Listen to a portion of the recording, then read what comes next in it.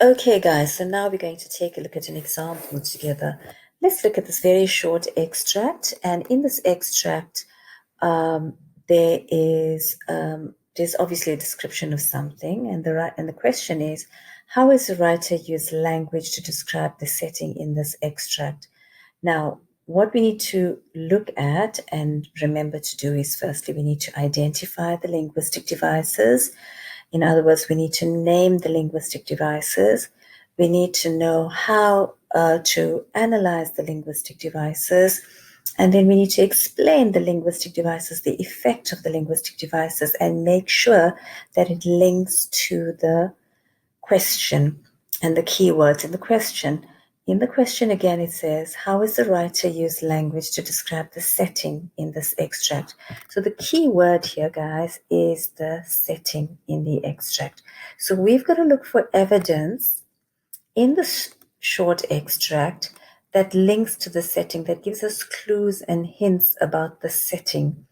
And after that, we've got to look at what linguistic devices can be found in that evidence so that we can explain it.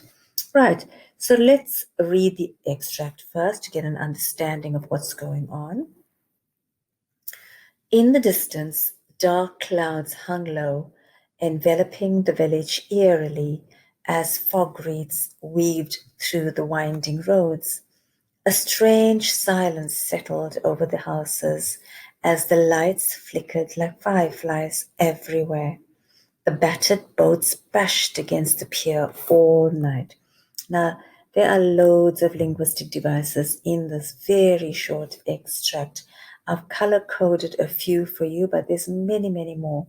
So let's have a look at the very first one. As you can see, this is the beginning of the extract, and straight away we see that the writer has created a particular atmosphere. Let's look at how the writer's done that. Right, we can see that there's the use of pathetic fallacy. Now, I did mention to you pathetic fallacy is used by a writer when he wants to create or she wants to create a certain mood or atmosphere or perhaps foreshadow something. And the writer does this through the use of talking about weather or setting. So describing the weather and setting gives you some clues that might give you an indication of what's going to happen later or might set the tone. And let's have a look at what the pathetic fallacy does in this particular extract. So here it creates a sense of foreboding. Now, foreboding means fear and a menacing tone right at the beginning, which prepares the reader for a disturbing set of events, perhaps later. Now, this is only one little explanation, one little piece of analysis that tells us something about creating a sense of fear right at the beginning, setting a menacing tone, a threatening tone, a bit of a sinister tone through the description of the fog wreaths weaving through the winding roads. It creates a little bit of fear, a bit of anxiety. It definitely creates a gothic setting. Whenever you see fog, it already gives us a clue about mystery and a gothic setting, right? We have here in the distance dark clouds hung low. There we go, describing the setting, describing the weather, almost like an approaching storm ahead. Okay, so that is your pathetic fallacy right there in the beginning. Then we have a strange silence settled over the houses. Now you can hear from the sounds, it's a repetition of the S sounds. Now in the previous slide, I explained to you that when you see a repetition of the S sound, it's creating a particular effect, normally associated with a sinister tone, a threatening tone, again foreshadowing, creating a sense of foreboding. In this case, it portrays the village as an eerie, almost like a ghost town. It's town, Town. I've just made an error there, right? And it creates a sinister atmosphere, in this case, foreshadowing a sense of dread, perhaps, because the reader then wonders, why is there a strange silence? We can see that through this sentence, a strange silence settled over the houses. Already there's a hint, there's a kind of preempting. You can actually sort of preempt that something's happened, and we wonder what has happened. It creates a sense of curiosity in the reader. And in that way, because it does that, it actually is structurally important in the sentence. Okay, then the next linguistic device that we come to are the device that starts off with the sentence, the line beginning flickered like fireflies. That, as you know, is a simile, and the clue that tells us it's a simile is the word like, because here two very different things are being compared. Lights are being compared with fireflies.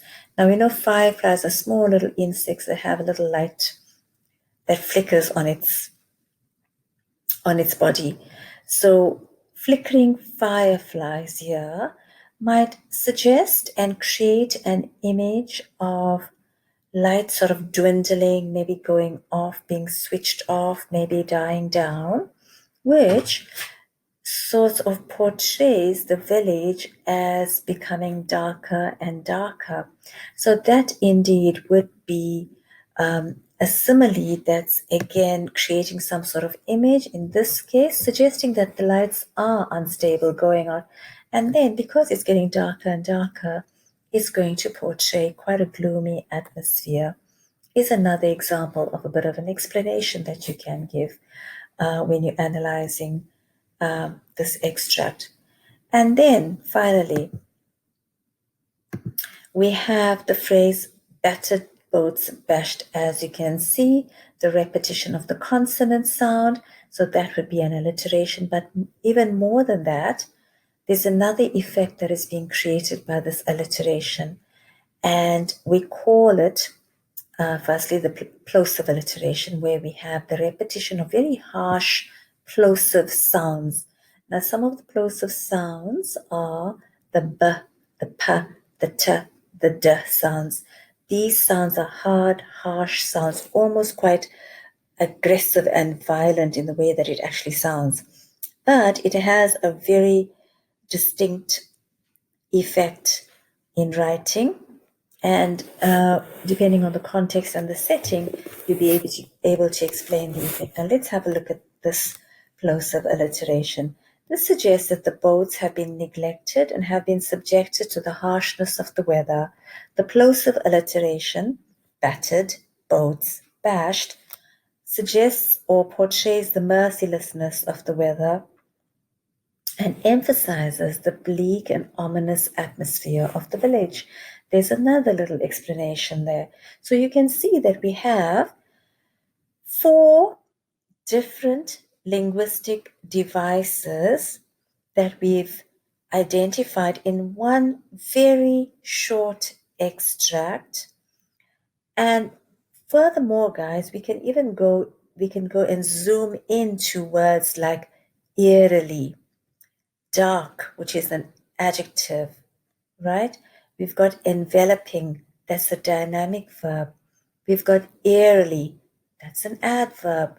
We've got another very sinister sort of image being created here, weaved through the winding roads. We have an alliteration here, weaved and winding, suggesting how the fog is almost like a little creature moving very stealthily across.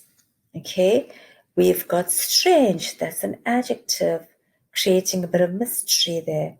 Right, so have a look, guys. You will find many, many more other language devices, even in a short little paragraph like this, that you can zoom into to further explain and consolidate and reinforce your explanation by giving much more depth of detail. I certainly hope that you found this video useful and this lesson useful, but now I want to talk to you about your creative writing. In your creative writing, you will get a picture stimulus for your language paper 1. And you would have to look at the picture and you would have to write a description or maybe the opening of a story or maybe a recount as suggested by that picture. Now, we do exactly the same thing, guys, like what I've done here. By the way, I've written this extract myself and I wrote it so that I could get really good linguistic devices, extracted from this particular extract. When you are writing, you do exactly the same thing. Have a look. Now, this picture definitely sort of gives us an idea of the extract. It's almost like this extract was written about this picture, but I actually did it the other way around, right?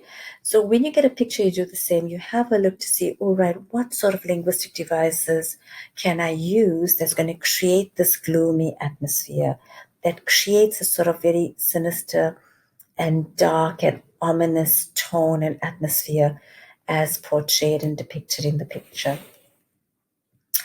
Okay, thank you guys. I do hope that you found this lesson useful today, guys. Please like, subscribe, and share. And if there's any specific topic you would like help on, do leave a comment below. Thanks for watching.